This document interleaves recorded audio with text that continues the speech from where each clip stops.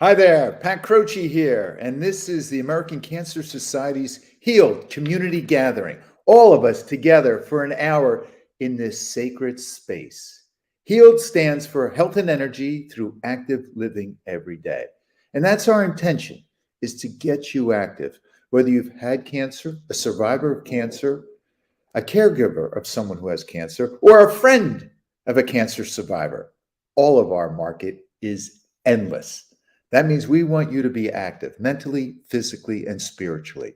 We want to inform you, entertain you, educate you, and drive you into a new being, a being in the present moment, someplace where you're not worrying and angsting and fretting and expecting and comparing, someplace where you are just you, peace, love, and happiness. I want to thank our presenting sponsor, 6ABC, who gives us the opportunity to do this and then stream it live on 6ABC and their community networks. I want to thank all of our leadership partners who've helped me raise the over $2 million for the research being conducted, the Healed Research down in Atlanta, the ACS headquarters, and for each and every one of you joining us right now who has gone to acshealed.com and committed $5, $55, $5,000. It doesn't matter. Whatever you committed to our great cause, to our momentum, our movement to get people moving. And in return, we give you this little gift, our black lava bead bracelet with the one green bead signifying healing, harmony, nature, and unity. We're all in this together. We start every Healed gathering the same way, with a moment of stillness. So I ask you to please, gently, lovingly, place your attention on the sound of this Tibetan bell. All of your attention goes nowhere else but right here, right now, on this.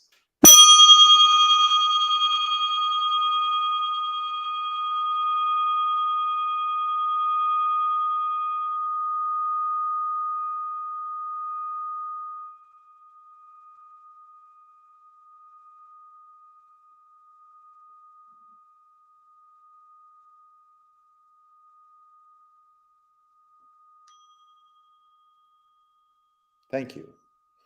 Well, we have a great show for you scheduled today. You're going to love both our guests. And if you have questions, feel free to come on Facebook or onto YouTube and bring them up. And Diana, our director of Healed, will bring them to the face of this podcast, show, gathering, movement. Our first guest is a Dr. Robyn Tiger. I'm excited to talk to Dr. Tiger because this is our 41st gathering, but we've never had anyone who really specializes in alternate medicines for healing and harmony. And Dr. Tiger will give us her background, but more importantly, write this down. She has a podcast, StressFreeMD. I love it. StressFreeMD. And so you can catch Dr. Tiger, Dr. Robyn Tiger, as often as you wish. Dr. Tiger, come on. Hi. How are you doing? I'm doing so great, and it's really an honor to be here with you today. Thank you. Thank you. And where are you right now? I'm in Asheville, North Carolina. Beautiful. And is that where your practice is? Yeah, this is where I am. This is where I'm stationed. I've been a Philly girl for over 50 years, and I just moved here with my husband and my dog and our kids when they come home about 2.5 years ago. Children? How many children? We have 2 children, 2 young adult children. Yeah. So. Well, Asheville's a beautiful place. Speaking of harmony and healing, what a great place. It's almost like Sedona, those places where you just feel nature pervading your whole body. So give us some insight. Share with us why the medical profession was your choice of interest. Well, when I was in 3rd grade, Mrs. Miller, my teacher, rolled out this life-size skeleton. And I remember her talking to us about it. And it was the first time I realized that the skeleton wasn't a Halloween decoration. It wasn't just a costume, but it actually was inside our bodies. And it just blew my mind. So at 8 years old, in 3rd grade, I knew I wanted to be a doctor. Wow, that's great. We always say follow your passion, but nowhere do I ever know someone in third grade felt that this would be their passion for life. And so you never deviated from the path. No, no, I didn't. I didn't. And Stayed where'd you right go to on. school? I did undergrad at Muhlenberg College in Allentown, and then I went to medical school in Philadelphia at the Medical College of Pennsylvania. And then I went on to do my internship in internal medicine, my residency in diagnostic radiology at Medical College of Pennsylvania, and then a year of fellowship at Jefferson, Thomas Jefferson University Hospital. Wow, you went around the block. That's a lot of education. So why the radiology? Yeah, so it was really hard deciding. I feel like a kid in a candy shop. Everything was so interesting to me. And because everything was so interesting to me, radiology was a really great choice because I didn't have to pick one thing. No. I got to focus on every type of individual, not based on gender or age. I got to focus on every type of body system, right? And I got to work with really cool things such as images, right? Being able to create that diagnosis, look for things. I was fascinated by the human body, and being able to see on the inside was really, really amazing to me. And that combined with, what kind of lifestyle did I want to have? I actually love surgery, Pat. Like, I loved it so much. I love working with my hands. But I realized early on that that type of career was not going to give me the balance in my life that I wanted, because I saw myself as a wife and a mom someday, and wanting to be involved in my community. And surgeons work really, really long, hard hours. And I just didn't want to have to choose between both. So, So um, stay right there, yeah, Dr. Tucker. You said a special word, balance. yeah. What does balance mean to you? Balance means that I can incorporate what's important to me in my life, all of it, that I don't have to choose one thing Mhm. and have other things be sacrificed. And I like to show up 100. And my kids know I say 150%, right? Like, I like to show up 150% of whatever I'm doing. And if I can only be partially present and partially there because I'm doing too many things, then it's not really me. I'm not really showing up the way I want to show up. So it was important to me to be able to show up as best I could in whatever I chose. So Oh, that, uh, yeah. I really love that. You're what you're defining is investing your being in your doing in the Oh, present moment. I love that. Yeah. Well, that's exactly what you're saying, because you're following your heart, and your heart is, and when you do that, then you don't stress, right? You're Mhm. not, you can't stress when you're in the present moment.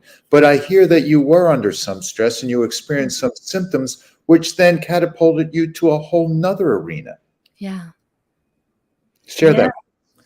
Yeah, absolutely. So, I still think that it's such a privilege to practice medicine, right? To care for another. I mean, that is an incredible privilege.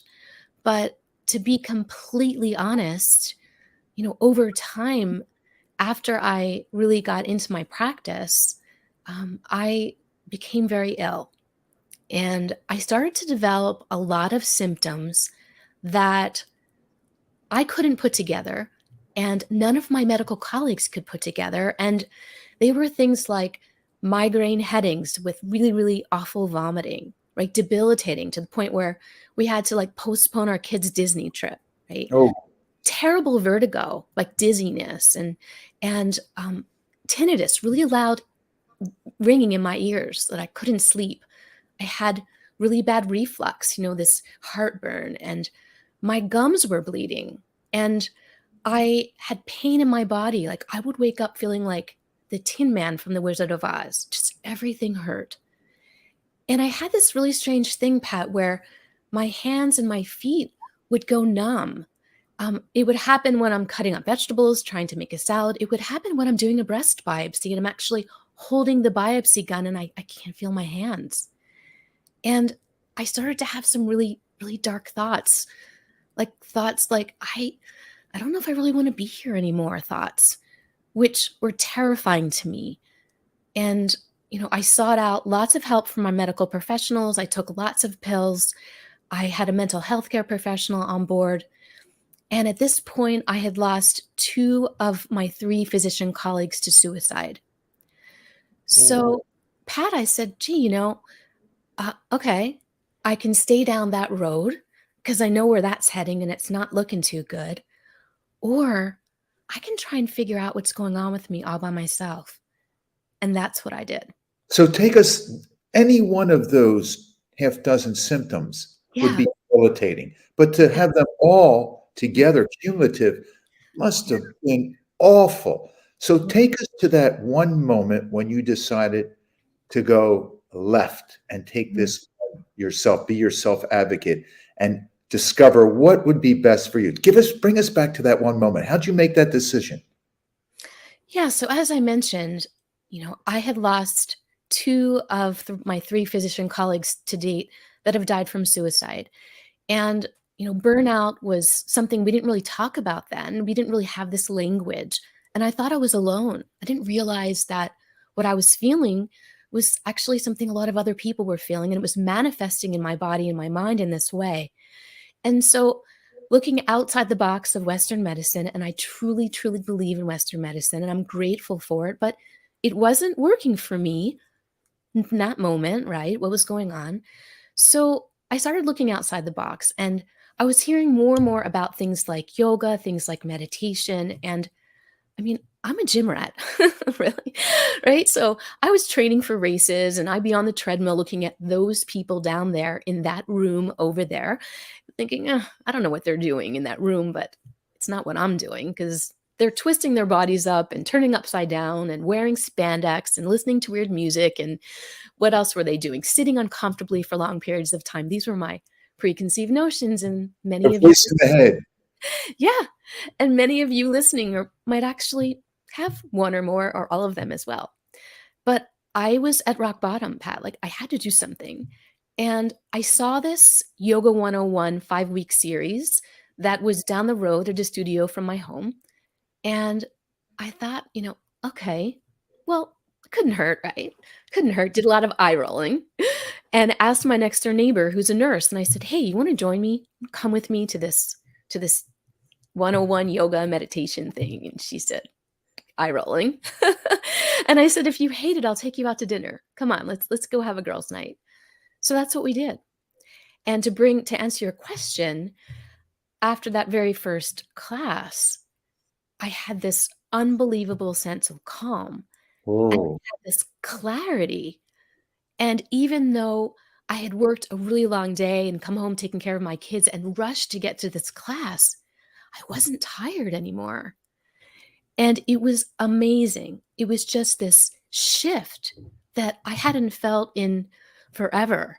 And I don't even know if I had really actually ever felt that good before. So that was the moment where I said, what's going on? And my doctor brain, my left brain, needed to unpack all that physiology. And I started diving in to the physiology. I started diving into the medical literature.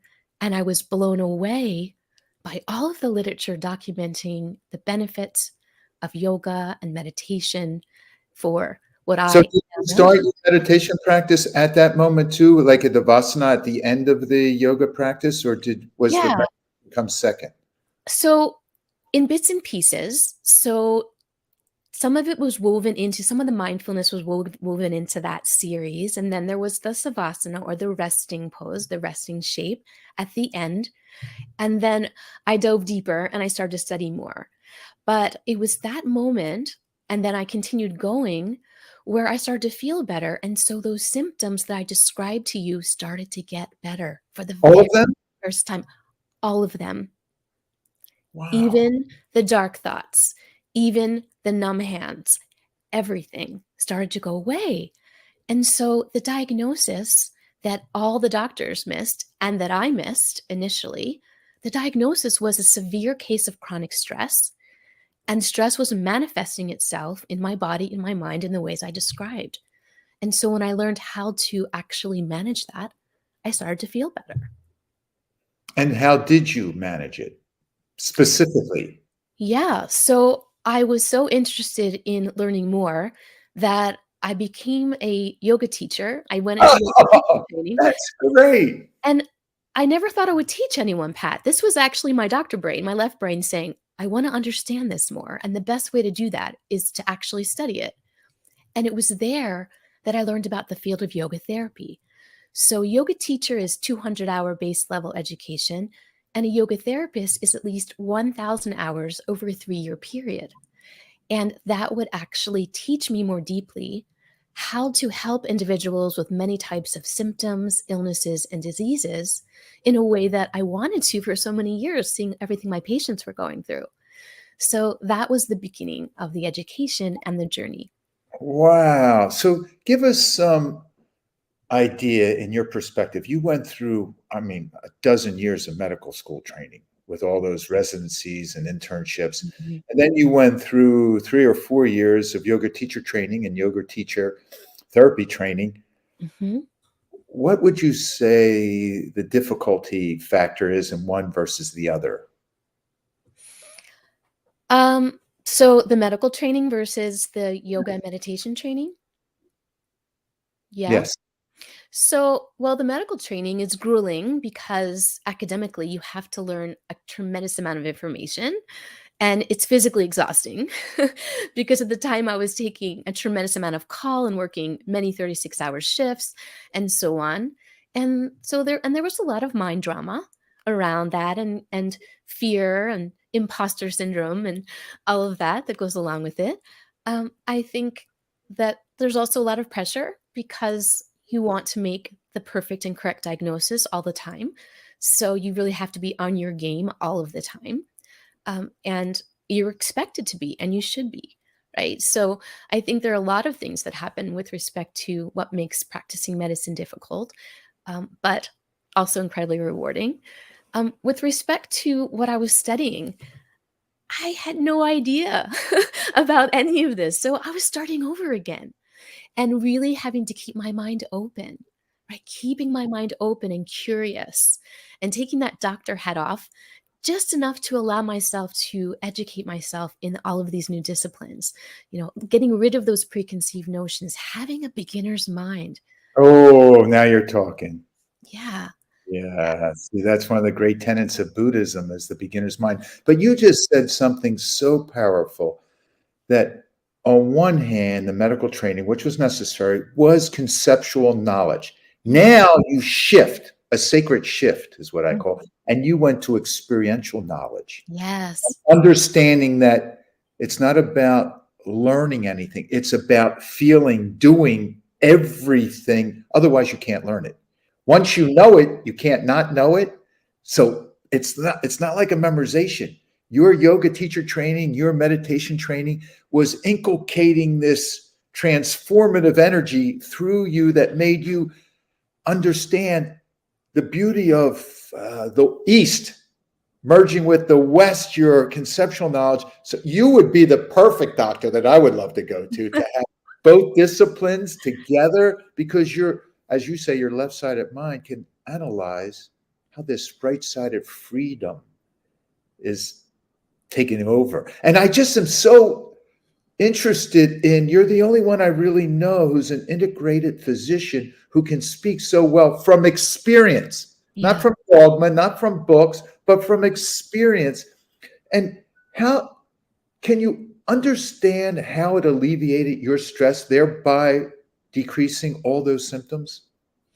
Yeah, I can. So, basic physiology is that we have a part of our nervous system called the autonomic nervous system, which I like to think of as automatic nervous system because it's the best way to understand it. And so, for everyone listening, your heart's just beating, right? You're just breathing. Your body's just doing that on its own. And there are two main components of that. And you may be familiar with the term stress response or fight or flight response, and then relaxation response. And so these are the two parts of that nervous system that are supposed to be working together and being friends and balancing each other out. But when we're really, really stressed, chronically stressed, that system is out of balance. We call it lack of homeostasis. We're not in balance. And so the stress response is heavier. It's taking up much more of what's going on in your body. And when we are acutely stressed, meaning we have to run away from wild animals or something like that, we want certain things to happen in our body. We want our muscles to tense up and get us ready, right? We want certain things in our body to shut down, such as our immune system and our GI, our digestive system, and things like that, so that other parts of our body can be more involved and ready. We want our brain to be very focused. We want to be very vigilant, be able to see everything. The problem lies when what I just described is happening all of the time. Mm. So when that's happening all of the time, our muscles are always tight. We're not digesting our food. Our immune system, which fights off disease and infections, isn't working properly. We're looking around all the time. We're fearful, and so on. And so when you are in that state, that's a very unhealthy state. And that state is associated with inflammation in our bodies, which is associated with many of the diseases we have in our country, such as diabetes and heart disease and stroke. And it's been shown to be associated with cancer progression and growth, for example, which is why it's so very important that we learn how to control that stress. Everyone's going to have it, but how can we actually work with our physiology to make those two parts friends again, to bring that homeostasis and balance back? Well, that was a beautiful description. And can you give us maybe like a Cliff Note version on how? Yeah, so there are several components. I work with a lot of healthcare professionals, and we keep things checking boxes, right? So it's really easy to understand when we create things in a specific order, specific boxes to check. So one would be your breath, right? So how do you take care of your breath? So in physiology, we understand that our exhale breath or our out breath is what calms us down because it decreases our heart rate and our blood pressure. So we focus on long exhales. We focus on the location of our breath because our breath, when we breathe into our belly, is calming. That actually taps into this vagus nerve, which is part of that relaxation response. So for our breath, those are those two really important components that we focus on to keep us calm.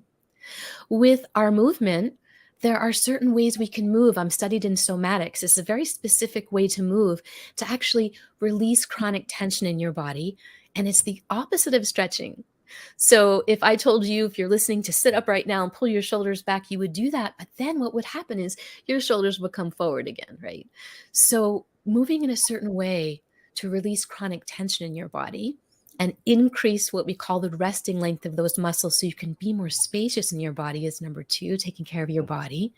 And then your mind, which I know you are so expert on, is actually in two parts. So meditation is one part, right? And there's so many flavors of meditation, and we can most certainly talk about that.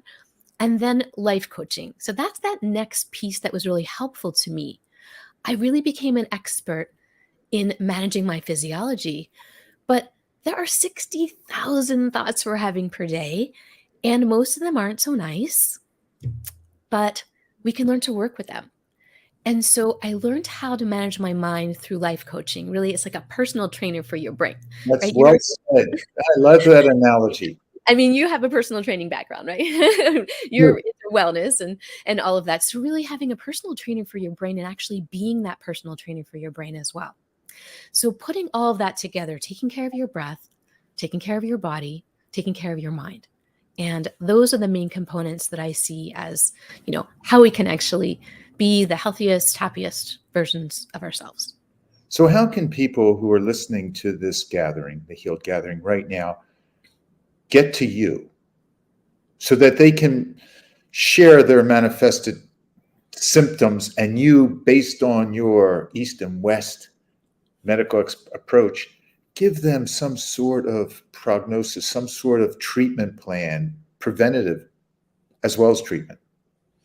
Yeah, so I'm really careful with the word treatment because, we are take my medical hat off when I work with them. But, I like to think of being the instrument by which I help other people help themselves, right? So Maimonides said that the highest form of giving is teaching another person how to help themselves. And that is what I'm really deeply passionate about. So if somebody wanted to reach out to me, they can find me on my website, which is StressFreeMD.net, or they can listen to my podcast, as you mentioned, the StressFreeMD podcast, where I share short bits of stress-free information, information tools, actionable tools that you can do right away as soon as Give you're done. give us some more insight. I love this idea of this Stress-Free MD podcast. Give us some insight. How can people get to that? And exactly what are you sharing? Yeah, so the podcast is streaming on all major platforms. And if you want a quick link, you can find it on my website. I have all of the episodes on my website as well. And it really came to me because, I kept hearing that everyone needs to hear you. Everyone needs to know what you know. And I could only reach a certain number of people that find me or people that I am out in the area, teaching and working with. In this way, it's international, right? Because I have people listening in so many different countries. It's amazing. And so what I decided was that we are a very busy society. Yeah. Busyness is glorified lots of times. And so people are really, really busy and they don't have a lot of time. And that is the thing that I hear most frequently. I don't have time. So, in addition Oh, I to, got a great, you probably know this, yeah, Tiger, but there's a great little story that a Zen master was talking to a student. yeah. And he said, I want you to meditate 20 minutes a day. And the student said, I don't have the time. And then the Zen master said, well, then you should meditate an hour a day. Yeah, I love that. You talk about people say they're too busy. You're Right. never too busy for self-help. Right. And the misconception is that it has to be for a long period of time, right, Pat? So, I work with very, very busy physicians. I work a lot with the healthcare professionals as well as the cancer population. And when I've asked the busiest of doctors, what's the least amount of time you have in any given day, I'll hear 15 minutes. And so what I decided was, well, let me create a podcast that has 15-minute-ish long episodes Oh, that's great. so that there would be no excuse, right? So you can be in your car and get from point A to point B and listen. If you are a doctor, if you're a busy mom, if you are a corporate executive, if you are an everyday person doing everyday things, whatever, you're busy, right? So if you can just sit in your car or while you're emptying the dishwasher or folding your laundry or walking your dog or whatever, these are very accessible episodes. They're mostly me. I have one physician expert that comes on the third Tuesday of each month that just talks about a different area of stress that they know more about than me, and it gives a different flavor. But most of the time, it's me, and I teach you all kinds of things. You have to pop on. Oh, you got me hooked. I'm hooked, guaranteed. I would like to ask you, how Yeah. open are other physicians to your alternate method of harmony and healing? Yeah, so I love to use the word complementary Compliment. because alternate makes it think this or this, and they tend to be very resistant when so when we change the language a little bit, complementary means this and this, right? I like Which, that. which Love it. feels which feels better. And it's just semantics, right? It's the same thing, but we're just changing how we Yeah, talk but about it. words are powerful. And so Words that's are very powerful. Yeah. So I have to tell you that originally I lived in South Jersey for a while and I was in Philly before that. And they were not as open to a lot of the things that I was doing. I had a few physicians that were very open. When I moved to Asheville, North Carolina, one of the reasons I moved here was because they are so progressive. And there's a big lifestyle medicine presence here. I actually was just asked to become faculty for the American College of Lifestyle Medicine as their subject matter expert on stress management. And so, lifestyle medicine, for those of you who may not know, includes 6 important pillars talking about reversal and prevention of disease versus managing diseases, right? Can we come from the other end and prevent and reverse disease? So, stress management is one, including meditation and yoga, for example. Nutrition, eating as close to a plant based diet as you can. Sleep, external substances, sense of community, and fitness. So these wow. are all 6 Repeat pillars. those. Please repeat those, Dr. Tiger. Yes. So everyone, Yeah. they're too good. 6 pillars. 6 important pillars to prevent and reverse disease. So, and in no particular order, of course, stress management's my thing. So we'll start with that one. Stress management, sleep, fitness, nutrition, being as close to a plant-based diet as you can, whole food plant-based diet, if not completely. Community, this importance of community, right? This sense of community and being with others, togetherness. Doesn't have to be romantic. It can be just friendships as well. Or just And like this gathering. just like this gathering right here, this has been shown in research. Medical literature documents the importance of community. Our own Surgeon General wrote an entire book on the importance of togetherness, right? And then the last pillar is external substances, really reaching for them to self-medicate, right? In excess. I'm not saying you can't drink, you can't smoke, all these things, just in excess to make yourself feel better temporarily is really what it's about, So these 6 pillars have been shown in the medical literature to be very, very powerful in reversing and preventing disease. And so, And before we bring on Marge Smith, who happened to be one of your patients who was diagnosed with breast cancer, tell us a little bit about iRest. What is that? iRest. Yeah, absolutely. So iRest, little I, big R, like the iPhone, was a meditation that was initially created for Walter Reed Army Hospital several decades ago to help our military relieve their suffering from post-traumatic stress disorder. We like to call it post-traumatic growth now. And they were, my mentor was told to come in, but as we talked about semantics, he said, if you use the word meditation or yoga or anything like that, they're not going to do it. So can you come up with a word, a name that sounds like something they'd be interested in? And he came up with iRest because it was about the time the iPhone was coming out, because who wouldn't want to rest, right? And so it's originally, it was created with a combination of yoga nidra, which is a type of meditation that's thousands and thousands of years old, and psychotherapy. And what Dr. Miller, who created it, who's a yoga scholar and a psychotherapist, did was he took out any potential triggering components. So for example, if you, at the time it was military, so if you're someone in the military that, had an issue where you had jumped out of an airplane and had a near drowning experience, right? If somebody were to say to you, imagine you're floating on the water. Well, that could be really horrible for you, right? So what he did was he took out all the potential triggering components of yoga nidra and created inquiry, meaning everything is something you bring up yourself. If you want to think a thought, if you want to feel a feeling, if you want to have an emotion, right? These are things that you can bring up if you choose to or not. So he made it very, very safe, very secular, and it's all evidence-based. And it was found to be not only so incredibly powerful for processing previous traumas and experiences, but it was found to be incredibly beneficial for helping with chronic pain. So that I guess it was 2010, right? In 2010, the Department of Defense declared iRest meditation a tier 1 treatment for chronic pain. Wow. Basically, taking pain pills, equivalent to taking pain pills, because so much of the pain in our body is caused by the stress that we're feeling, which comes from what we're thinking. Yeah. Let's end on that beautiful point. Stress, body, thinking. And we're going to sit you on the bench just for a period and bring on one of your patients who's going to share with us her story and her interaction with you, which I think I'm jealous. Thank you. Thank you. Thank you. Okay, Marge Smith. Come on, Marge. Hi, and you should be jealous.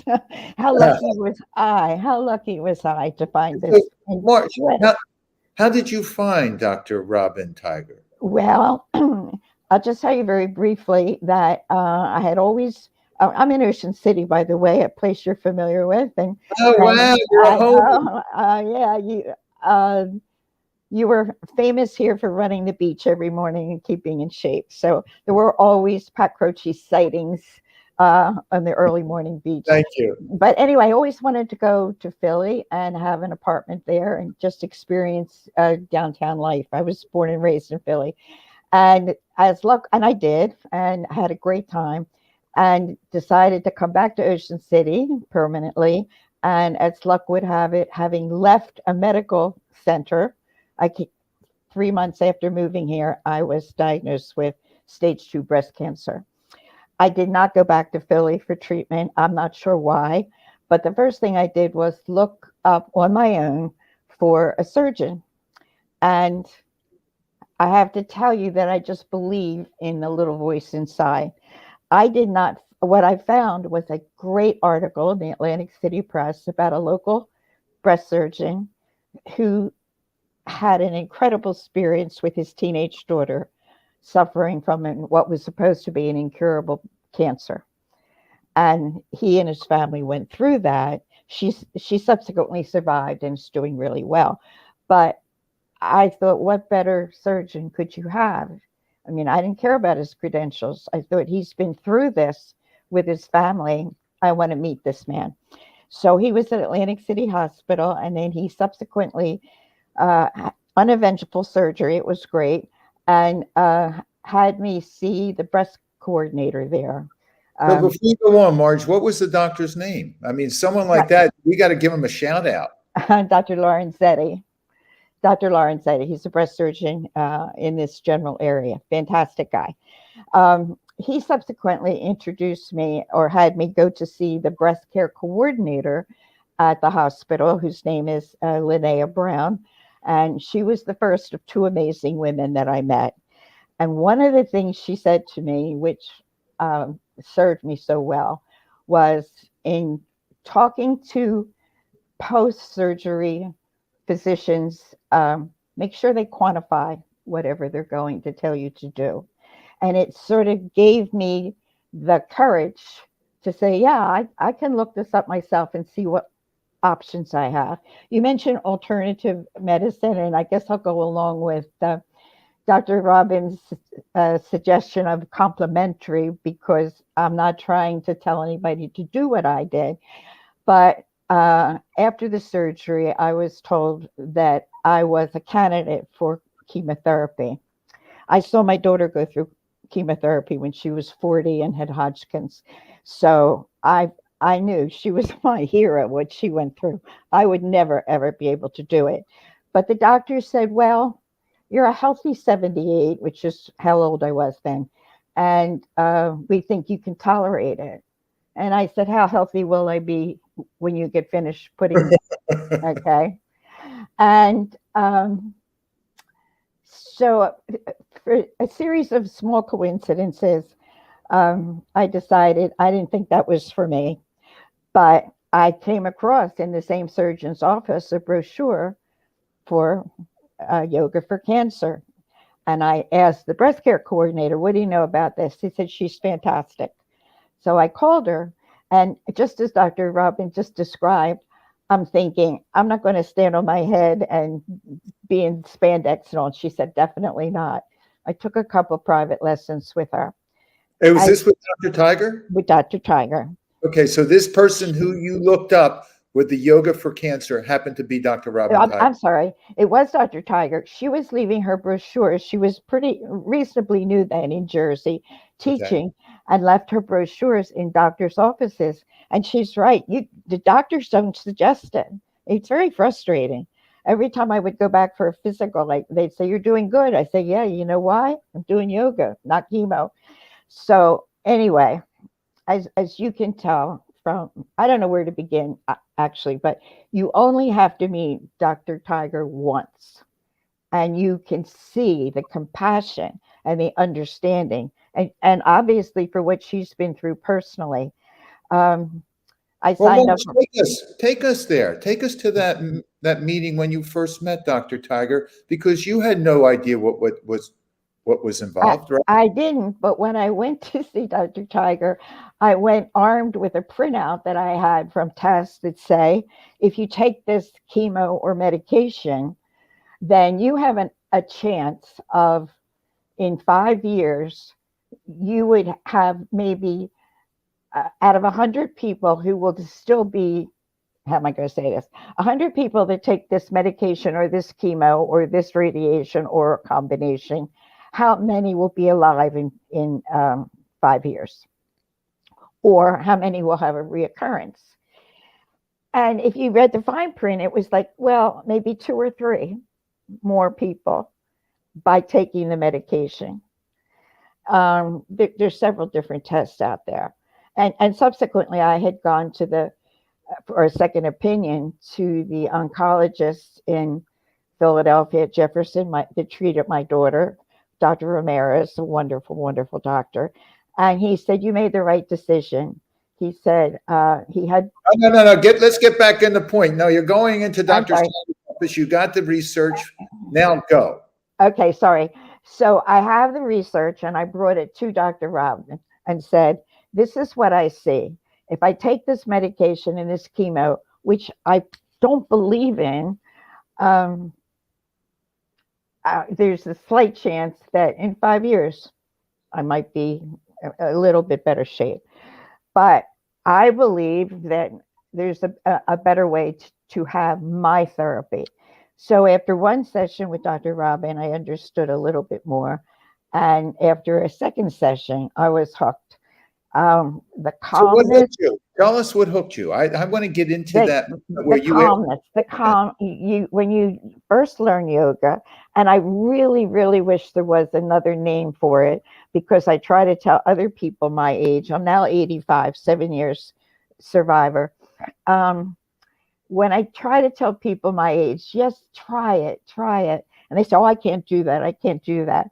No, one session with Dr. Tiger, and you start to understand, because first of all, she explains why you're doing things. This is for your immune system, and this is for, your lymph system, and just so many different things. So there's a combination of healing your body, but also calming your mind and focusing on the quiet, the inner self, the breath, all the things you already know. I'm just repeating it. I just wish I could convince other people who are upwards of 75 to try it.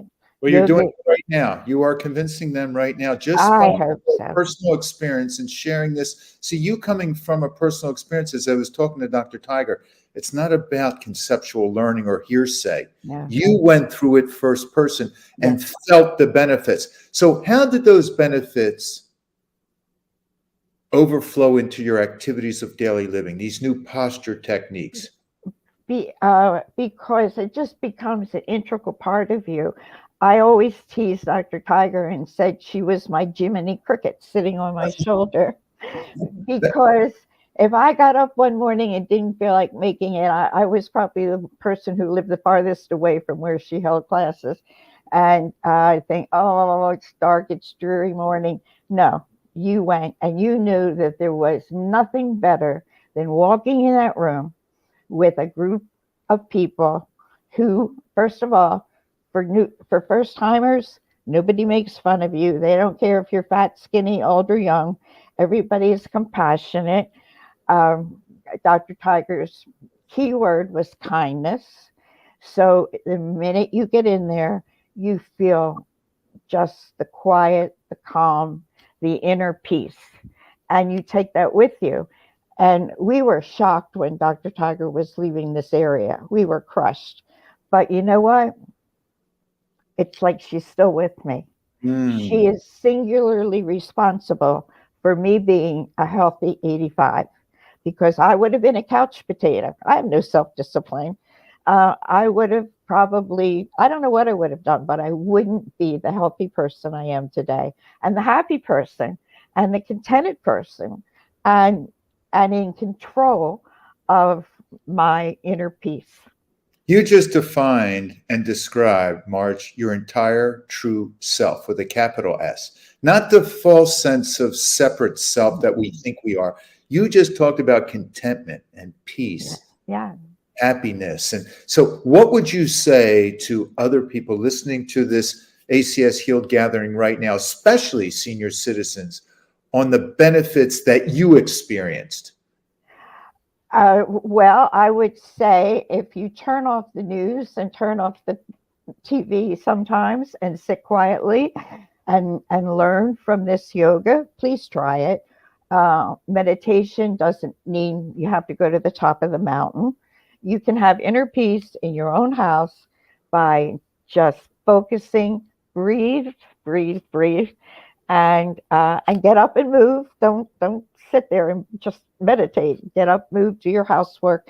I have the privilege of talking to a lot of seniors who live alone in a volunteer project I'm involved in, calling people. They're all in their 80s and 90s. They live alone and they survived the lockdowns, the pandemic.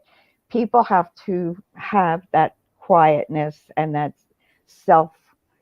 Uh, you can call it all kinds of things from religion. My meditation is a combination of meditation and prayer. Um, it's it's just it's just a beautiful way. The yoga experience is a beautiful way to learn what's important and to bring everything into yourself. And if you don't feel good, I think you said something about you can have pain, but you don't have to have suffering. Oh, that was a Buddha quote. Yeah, I'll repeat it for everyone. That Buddha said 2,500 years ago, pain is inevitable. Suffering is optional. That's it. That's it. But people don't know that, Marge. They don't realize it until they realize that when they allow the thought to go away, that is stoking their own mental suffering because they're not in the now. They're either angsting over the past or projecting into the future. They left the now. Right. They left the now. The mind abuses them instead of them using the mind. And that's what Dr. Tiger helps you to do, to use the mind. Absolutely. Right? Well, I love that you are an experiential example of Dr. Tiger's techniques that are thousands of years old, and she's combined them with the most recent technology and advances in medicine. That's what excites me. So let's bring Dr. Tiger back on. Please, yes. And there she is. And let's bring Diana on. Diana, our director, because we may have other questions for Dr. Tiger. But Dr. Tiger, I see that you have one monster advocate in Marge Smith. And what a great spokesperson. I mean, I love listening to it from a first-person perspective. It's totally different than reading about a story of someone. Here she is saying the benefits of what you shared with her. Yeah, she is one of the most insightful humans, and she is my teacher, Pat. I mean, she's incredible. You know, how many people do you know in their late 70s, 80s are researching their own chemo treatments and coming with charts and graphs and statistics and saying, what do you think? This is what I think. I mean, I fell in love with her the moment I met her. You know, she's an amazing human. So Diana, do you have any questions for Dr. Tiger or for Marge? I do. Dr. Tiger, so you've worked with other physicians who are experiencing stress and some of the same things you dealt with. Do you find any of them have said, I think she's onto something here, and maybe have started utilizing some of your techniques and complementary medicine in their practices with their patients? Yeah, it's a great question, Diana. So when the pandemic hit in 2020, right? Yeah, in addition to supporting the populations that I love to support, including the cancer community, I turned my focus to healthcare professionals because we already had these horrible statistics of burnout and depression and suicide. And I just had this foresight that this is only going to escalate during this, whatever this COVID thing is, because we didn't really know what it was at the time. And so I did what they've asked of me for many years, and I created a program for them, created online content in a way that they learn, short, simple, medically based, scientifically facted, and they started coming to the programs. And so that's combined with, live coaching. And what I found is that they not only are better themselves, but the ripple effect, just like you said, is they're teaching their patients. They're teaching their patients. So I guess it's over 80 or 90% of what patients come to their primary care physician for, their symptoms are related to stress. So when your doctor can teach you how to feel better all by yourself, really coming back to that highest form of giving that Maimonides talks about, it's amazing. And I've done some podcast episodes on this where, some things I've taught certain physicians, they've been able to actually use even outside their patient realm when they're on an airplane, right? Helping someone calm down next to you. I've done it outside Jefferson Hospital when somebody was hit by a car. I've done it on a train when someone had a seizure. So being able to take these tools, not only with your patients, but teach the world, right? Teach everybody. Yeah. So another question for you, Dr. Tiger. You talked about in the beginning, when you first started talking with Pat, about how you were feeling like you just want to be 100% or 150% present in whatever you're doing. Mhm. So in our world of so many things going on and people are so busy, what are some tips you could give for folks who feel the same way? Wow, I'd really love to be totally present in what I'm doing, but I just don't know how to get there. Yeah. So I know Pat can attest to a lot of this. We're talking about being mindful, right? It's one word, mindful, not mindful, two words. So mindful, two words, is when your mind's got so many things going on. We talked about those 60,000 thoughts per day, right? So how can you be more mindful? Well, most of us are living from here up, right? We're living in our brains, and that's why you're bumping into things and not even realizing it, right? You're going into the room, you're forgetting why you went in there, right? So we want to come back into our bodies, right? Because all day long, we're up in our heads. So it's a constant redirection back into our bodies. And the quickest way to do that, Diana, is to actually sense your body. Mhm. And the quickest way to do that is to bring your attention to your five senses. So I ask you to think about, how does it feel right now? You're all sitting. Can you sense the chair below your body? The parts of your body touching that chair. Can you smell anything? Are there any scents that you notice? Taste in your mouth from the last thing you may have eaten or drank. How does the air feel on your skin that's not covered? Feel your clothing, right? Even if your eyes are closed or open, what are you seeing? What are you hearing besides my voice? There's stuff in the room, outside the room, right? So we bring our attention to our senses, which are accessible to all of us in any given moment.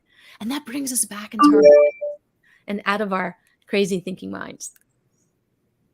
Pat likes to call that the monkey mind, right, Pat? Oh, yes, the monkey mind. Yep, thoughts. What's beautiful about what Dr. Tiger is saying is that people then think, well, then I can't have dreams and goals, which is BS. No, you can have dreams and break them down to goals, to break them down to strategies, to break them down to action steps that you put on your to-do list. But that to-do list is not a means to an end.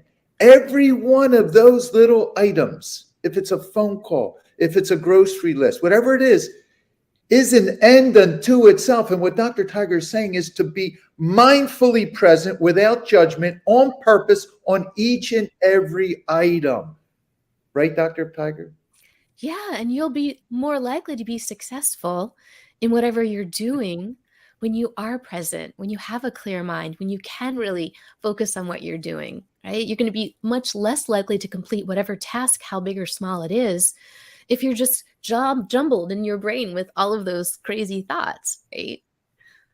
That's beautiful. And that is really one of my intentions, Dr. Tiger and Marge, is to redefine the word for success. It's not what we see on TV in fame, fortune, and reputation. It's investing the how in the now, and you get these little wows, and every wow is a success. So how can the end game not be a success? I like it. That's amazing. I love that. I'm going to write that on a sticky note and put that right here on my computer. And I have a question for Marge. So now that you're 7 years, yay, cancer-free, that's amazing. So do your cancer care doctors have any thoughts about your chosen path for treatment, working with Dr. Tiger and meditation and yoga? What are their thoughts about how you're doing in that? Have they said anything? Do they have any thoughts about that? No, it's very difficult to get that. Although I just told Dr. Tiger that my general doctor wanted me to take a test for bone density. And I said, no, I'm not going to take the test because I'm not going to take the medication. I'm 85. What do you think my bones look like? And I said, and besides, I do yoga, and yoga's proven to be really good. And he turned around and he said, yeah, you're right. I took all that time to get one doctor to say that, That's amazing. And I know that because, as they said, Dr. Tiger always explains what benefit you're getting as you practice yoga. So I like to salute the courage and vulnerability of Marge, that she took on something so new from the East and brought it in from Dr. Tiger's teachings, Because for us to change the world, any one of the four of us, it's vitally important for us to change. So these doctors that we go out, you may only have affected one doctor, Marge, with your success story in complementary medicine. But I guarantee you that one doctor is going to spread the word, because that's going to affect him or her. And I think that's what's possible. If all of our gathering members just realize what Dr. Tiger's saying, just get off your butt and start. Be like Marge and investigate these opportunities that are out there, but they may not be being prescribed to you because it's conditioned reflex to tell you to do that. Right. Start by starting. That's what I like to say. You know, I like to say, Dr. Tiger, I used to do motivational talks. Now it's more about self-realization as opposed to self-help. It's the start that stops most people.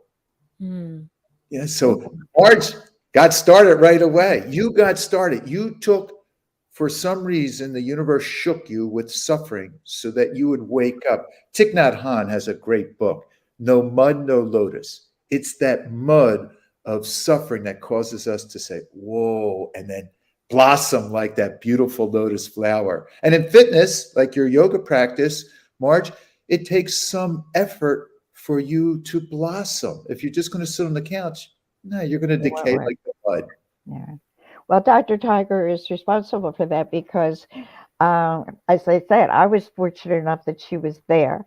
So anybody else out there, you may have to kiss a couple frogs before you meet that prince, but there will be a teacher for you. And if you get the wrong one, leave, because you will know in your heart when you connect with someone and when that someone has something to offer you. And I'm proof of it, 7 years. Because of Dr. Tiger's teaching. Go Beautiful, for it. beautiful, Marge. So don't deny your heart's talk. That's beautiful. Now, before we leave, we have a couple minutes. Can you, Dr. Tiger, just give us, I loved your pillars, any way you can suggest for all of our audience, just to smell the fragrance of this complementary medicine that's available to everyone. And you don't have to be injured or ill. You can do this, whoever you are, wherever you are. Yeah, that's a great point, Pat. So you can sit in a chair, right? I have students, clients that are in a chair the whole time, right? And Marge knows that we went online for 16 months, Marge, during the pandemic, and we were on Zoom, and I teach from the chair and the floor all the time. So I want anyone listening to know that whatever is the yoga and meditation can be for every body. That's 2 words, okay? Everybody. So it doesn't matter if you can breathe, you're in. And I just want you to know that you're not alone if you have these preconceived notions, right? A lot of the things I mentioned, things Marge may have said, but it's accessible to you. And it's not any of those things that you may be thinking. It's one of the healthiest things you can do for yourself, because this is all you got, right? And so focusing on your well-being will make you a well-being. So I love that. I love that. Focus on your well-being to be made a well-being. Dr. Robyn Tiger of StressFreeMD podcast. Check it out. Marge Scott, I am going to see you and hug you on the Ocean City beach. Look forward to it. Thank you for joining us. And I'm going to end with our just attitude of gratitude. We started with the East, a little meditation on the bell. We're going to end with a prayer. And all I like to say is thank you for the grace in helping me to welcome what is happening right now. Thank you. Peace. Loved you both. And Diana. Yeah. thank you all. Thanks.